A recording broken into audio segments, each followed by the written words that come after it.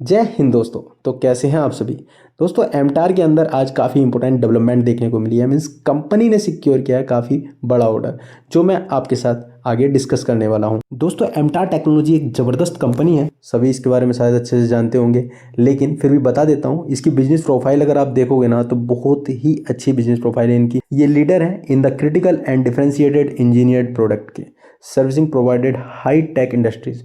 और अब इंडस्ट्रीज कौन कौन सी हैं, तो क्लीन एनर्जी को ये लोग सर्विस प्रोवाइड कराते हैं। Means civil nuclear power projects के लिए, क्लीन एनर्जी के लिए भी सर्विस प्रोवाइड कराते हैं, क्योंकि मैन्युफैक्चरिंग करते हैं पावर, जो मतलब मैन्युफैक्चरिंग करते हैं power unit, speciality hot boxes and supplier हैं ये prototype hydrogen boxes and electrolysers के। तो मार्केट काफ़ी बड़ा है। साथ में स्पेस का जो सेगमेंट है उसमें भी ये लोग प्रोडक्ट मैन्युफैक्चरिंग करते हैं, एरोस्पेस के लिए करते हैं, डिफेंस के लिए करते हैं। मतलब कुल मिला के अगर आप देखेंगे तो कंपनी का प्रोडक्ट पोर्टफोलियो और बिजनेस सेगमेंट बहुत ही ज़्यादा स्ट्रॉन्ग है, यहाँ पर कोई डाउट नहीं है। और फ्यूचरिस्टिक है, क्योंकि ये सारी चीज़ अगर आप देखोगे ना, क्लीन एनर्जी देखोगे वो भी फ्यूचर ओरिएंटेड बिजनेस है, क्योंकि ग्रोथ है इस सेगमेंट के अंदर और इंडिया की डिमांड भी है जो एनर्जी सेगमेंट की अभी तो बहुत कम है। हम यहाँ से करीबन 20x 50x तक भी पहुँचेंगे आने वाले टाइम में। तो डिमांड बहुत ज़्यादा है क्लीन एनर्जी के सेगमेंट में। उसके साथ में स्पेस में तो अभी माना जाता है कि अभी एक स्टार्टिंग पॉइंट है, हमारा इनिशियल फेज स्टार्ट हुआ है। तो आप खुद सोच सकते हैं कि जो कंपनी स्टार्टिंग से जुड़ी हुई है, इनिशियल फेज से जुड़ी हुई है और बिजनेस सेगमेंट अच्छा है, तो फ्यूचर में जब हम बहुत कुछ बड़ा कर रहे होंगे उस टाइम पर उसकी ग्रोथ कितनी हो चुकी होगी। तो स्पेस सेगमेंट इंडिया के लिए भी इनिशियल फेज ही मान के चल सकते हैं। तो अभी बहुत बड़ा बिजनेस स्पेस सेगमेंट में भी आने वाला है। उसके बाद एरोस्पेस, भाई ये तो बताने की ज़रूरत नहीं है कि हम लोग प्रिसिजन इंजीनियरिंग जो सेगमेंट है इसके अंदर कितना कुछ कर सकते हैं, फ्यूचर ग्रोथ कितनी ज़्यादा है। अभी मोस्टली चीज़ें क्या हैं, जो एरोस्पेस का सेगमेंट है उसमें मोस्टली चीज़ें तो बाहर से ही हम लोग इंपोर्ट करते हैं। तो इंडिया में मेड इन इंडिया की जो सेगमेंट है, हमारा गवर्नमेंट का भी डिमांड है कि भाई मेड इन इंडिया सारी चीज़ें होनी चाहिए। तो उस सेगमेंट को अगर देखा जाए तो एरोस्पेस के सेगमेंट में भी बहुत ज़्यादा डिमांड है।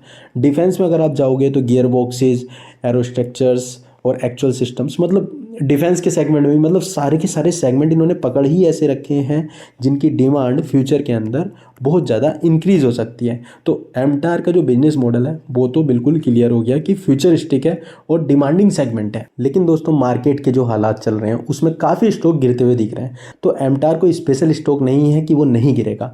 कल के मार्केट में भी 5.5% गिरता हुआ देखने को मिला है, क्योंकि गिरावट सभी स्टॉक्स में हुई है तो इसमें भी देखने को मिली है। और मार्केट कैप अगर आप देखेंगे तो ओनली 7,500 करोड़ के आसपास का मार्केट कैप है। तो एक स्मॉल कैप कंपनी है और सबसे ज़्यादा जो प्रेशर मिला है इस मार्केट में वो स्मॉल कैप कंपनी को मिला है, चाहे वो जितनी भी अच्छी हो चाहे वो जितनी भी खराब।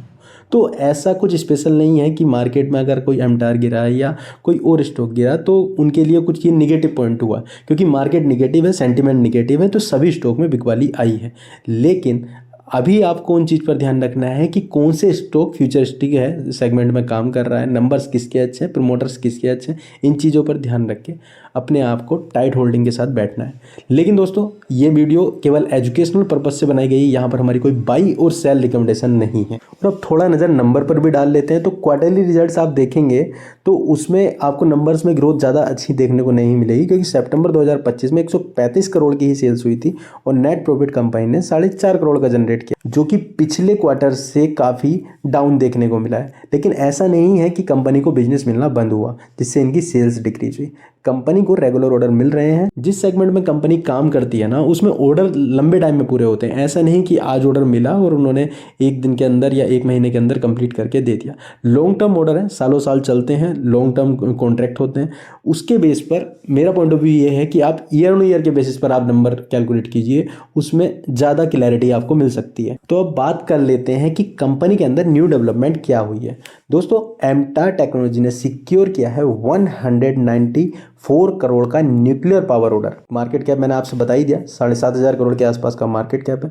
तो कंपनी ने 194 करोड़ का ऑर्डर रिसीव किया है in civil nuclear power sector के अंदर फ्रॉम न्यू डोमेस्टिक क्लाइंट है इनका, ये मेगा इंजीनियरिंग एंड इंफ्रास्ट्रक्चर लिमिटेड। और ये ऑर्डर यहाँ पर ही फिनिश नहीं हो जाता, फ्यूचर में इनको और ऑर्डर भी मिल सकते हैं, क्योंकि ये ऑर्डर की कंप्लीट वैल्यूएशन अगर आप देखेंगे तो 504 करोड़ के आसपास की है, जो कि फ्यूचर में इनको मिल जाएगा।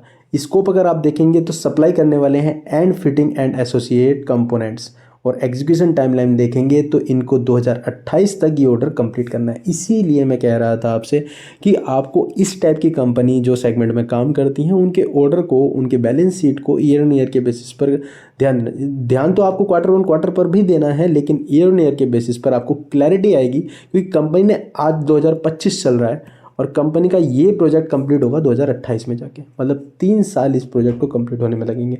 तो जब प्रोजेक्ट को 3 साल कंप्लीट होने में लगेंगे तो बैलेंस शीट में उस नंबर्स को आने में भी टाइम लगेगा। इसके लिए ऐसी कंपनीज को long term point of view के हिसाब से ही देखना चाहिए। दोस्तों एमटार टेक्नोलॉजी वैसे तो जबरदस्त कंपनी है, इनके पास नो मैन्युफैक्चरिंग यूनिट है इन द हैदराबाद, और आप देखेंगे वो सारी की सारी यूनिट्स आसपास में ही है, मीन्स 4 किलोमीटर के रेडियस के अंदर ही वो सारी की सारी यूनिट्स हैं।